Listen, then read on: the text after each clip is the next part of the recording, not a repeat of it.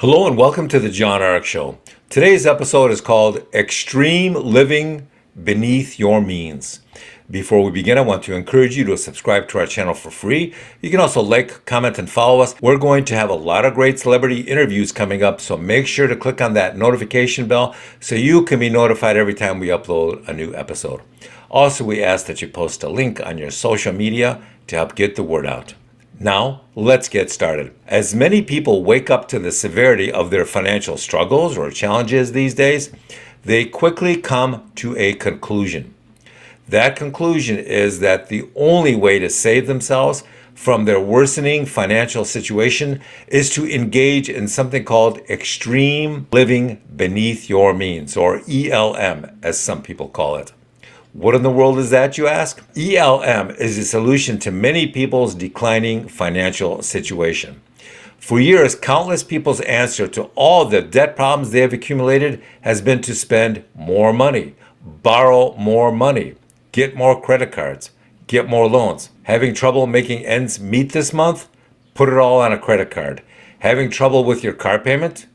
Reach for the credit card. Feel like buying some new clothes, but you're tapped out? Well, guess what? There's the credit card. Feel like taking a vacation you really can't afford? Credit card. But some people quickly realize that they can't put anything else on their credit card because they've been maxed out.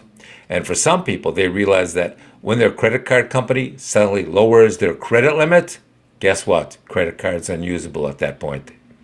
Just like that, and it's done. Then they go to the bank and ask for a home equity loan. But guess what? The value of their home has dropped so much that the home is now underwater. That means that they owe more on the home than it's worth. So no loan for you, my friend. Then reality hits them. All the crazy spending has to stop immediately. So what happens? Well, many of them begin practicing extreme living beneath their means.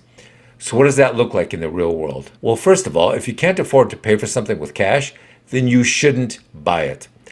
That in and of itself is a shock to the system for a lot of crazy spenders. But there's more pain. Next, they take a look at their household budget and they start cutting back.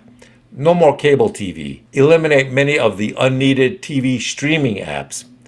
No more going to the movie theaters or the mall or Amazon and making impulse purchases. No more eating out at restaurants. By the way, have you seen the size of meals at restaurants lately? Almost everywhere you go, the food portions are at least half the size of what they were a year or two ago. I mean, it's almost like a comedy skit. You show up and the meat looks like a postage stamp. It's unbelievable. No more silly vacations funded by your credit cards. No more buying a new phone every 12 months. And if they do buy a new phone, they quickly come to the conclusion that a $500 phone with all the latest features is just as good as a $1,200 phone. Why is that?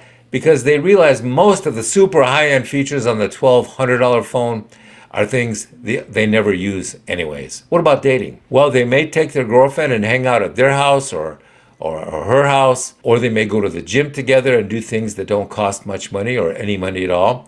And if they're really smart, the couple may decide to start practicing ELM together and start saving money and cutting back on everything just to build up their financial strength. Or she may just leave you. You never know these days. But if you're both not on the same financial page, then the relationship is doomed to fail anyway, so you're better off working together. So what else does ELM do? Well, it often causes people to start selling things off they don't need anymore just to help pay off their bills.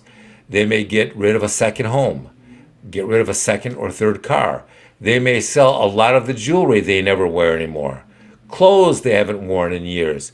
They will look around the house or go through their stuff and ask themselves, do I really need this? And if the answer is no, then they'll sell it to pay down their debt. Funny thing about debt is that the less of it you have, the less it owns and controls you. You may think you're in control of the debt, but you're not really in control of your life until you get rid of that debt. Because up until that point, the debt really controls you. Once it's gone, you can walk a little taller and a little straighter and have a little more freedom. Good luck.